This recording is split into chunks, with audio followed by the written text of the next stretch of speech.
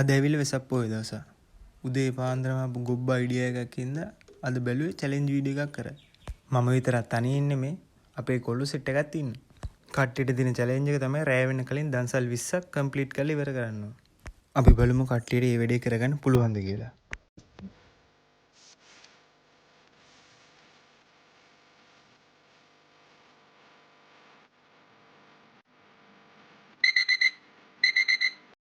දැන් වෙලා උදේ 9. කට්ටිය උදේ 8 වෙනකොට සෙට් වෙනවා ගොඩට තාම කවුරුත් නැහැ. මං හිතන්නේ තාම නිදිද කොහෙද. මම තීරණය කරා කට්ටිය එනකම් පොඩි වටයක් දාලා දන්සල් තියෙන තැන් ටිකක් හොයාගන්න. ඩෝ බොයිස් දැන් වෙලා 10 කාලෙට විතර ඇති තාම එක දන්සලක්වත් සෙට් වෙන්නේ නැහැ. අයෝගේ මා. ඔතන තව කොච්චර වෙලා යයිද කියලා බලෙන් දන්සල් සෙට් වෙනවා.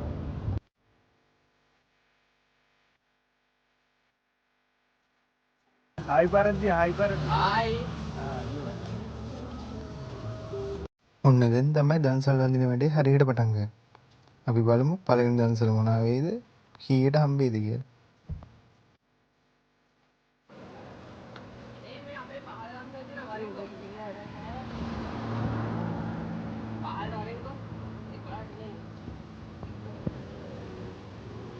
යෝ බොයිස් අපේ පළවෙනි දන්සල හම්බුණා. ඒ වෙලාවේදී ප්‍රශ්නෙත් එක්ක පළවෙනි දන්සලම අයිස්ක්‍රීම් දන්සලක් වෙච්ච එක ගැන අපිට තිබේ මාරම පටන් ගත්තේම අයිස්ක්‍රීම් වලින් හින්දාද කොහෙද දෙවෙනි දන්සලත් අපිට සෙට් වුණා අයිස්ක්‍රීම් වලින්. ඊට පස්සේ අපි යන්න පටන් ගත්තා අපේ තුන්වෙනි දන්සල හොයාගන්න. ඒ බොයිස් අපි අනිත් මල්ලගේ බයිසිකල් එක ගත්ත එළියට. දැන් යන්න දිනේ සව් දන්සලකට බලමු කීරෝ.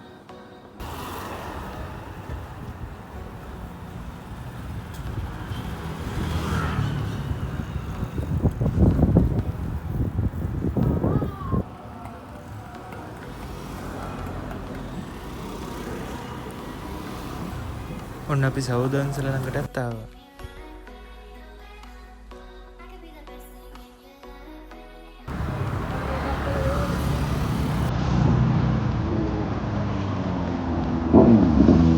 මේ තියෙන අපේ හතරවෙනි දන්සල.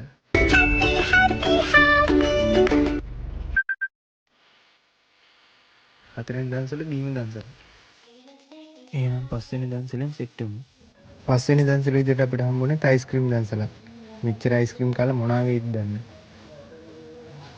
කලින් කියන්න බැලුවානේ අපේ සෙට් එකේ ඉතුරු අයත් ඔක්කොම අපිට කලින් දන්සල ටික ගාලා හම්බුණා.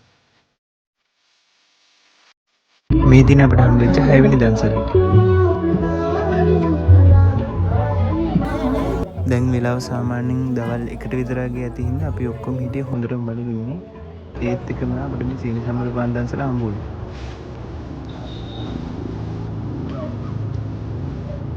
හත්වෙනි දන්සල විදිහට අපිට හම්බුනේ සෞකන්ද දන්සල.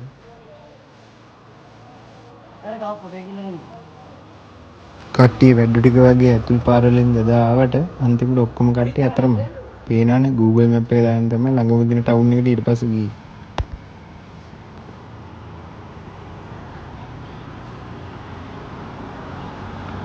මේ තියෙන අපේ 8 වෙනි දන්සල.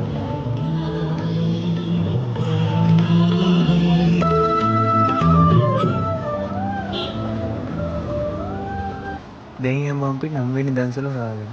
අපි ගියේ උදේ හින්දා ගොඩක් තිබ්බේ පොඩි පොඩි දන්සල් විතරයි. සාමාන්‍යයෙන් හවස 4-5 වෙනකොට තමයි ලොකු ලොකු දන්සල් පටන් ගන්න. අපි ඒ වෙනකොට චැලෙන්ජ් එක ඉවර කරනවා. ඒ හින්දා අපි තීරණය කරා පොඩි පොඩි දන්සල් වලින් හරි අපි දන්සල් 20 චැලෙන්ජ් එක ඉවරයක් කළා දාන්න.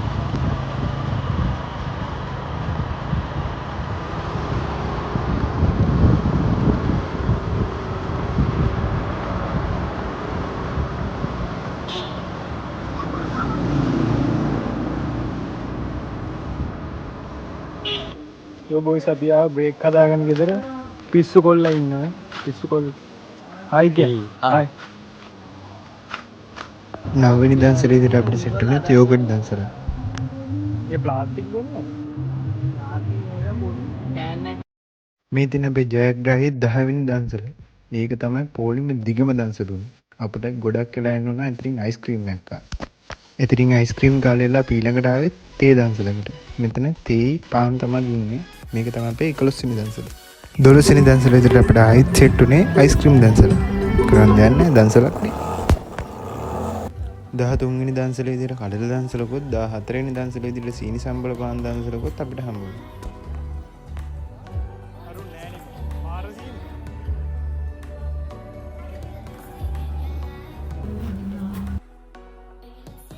පහළොස්වෙනි දන්සල විදිහටත් අපිට හම්බුනේ අයිස්ක්‍රීම් දන්සල. ඒක හැබැයි අර හැමෝම දෙන වගේ අයිස්ක්‍රීම් දන්සල නම් නෙමෙයි. 16 වෙනි දන්සල විදිහට අපිට සුප් එක රෝස් පාන් හම්බුණා. 17 වෙනි දන්සල විදිහට අපිට හම්බුනේ සව් දන්සලක්. ඕකේ සව් එක මාරම රහයි.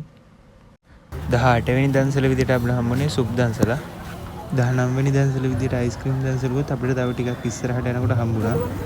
ඒත් දැන් වෙලාව හවස 6ට කිට්ටුයි. එතකොට අපේ චැලෙන්ජ් එක අපි පරාදයි.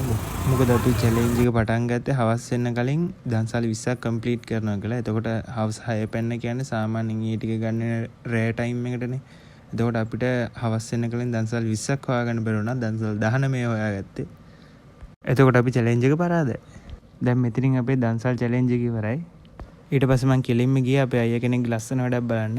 පොරත් අපිත් එක්කම වගේ තමයි කූඩුව හදන්න පටන් ගත්තේ. අපි හැදුවේ නෝමල් අඩි 10ක උස කූඩුවක් වුණාට එයා හැදුවේ කැරගෙන කූඩුවක්. අපේ කූඩුවේ වීඩියෝ එකත් පල්ලෙහාට එක ගිහලා බලන්න. මේ තියෙන එයා හදපු කූඩුව. ඒකත් මාරම ලස්සනයි. වීඩියෝ එක හොඳ නම් ලයික් කරලා කමෙන්ට් කරලා ෂෙයා කරලා සෙට් වෙන්න. වීඩියෝ එකේ තියෙන අඩුපාඩු, වීඩියෝ එකේ තියෙන හොඳ ඒ ටිකත් ඔක්කොම යටින් කමෙන්ට් එකක් විදිහට දාන්න. එහෙනම් අලුත් වීඩියෝ එකකින් සෙට් වෙමු.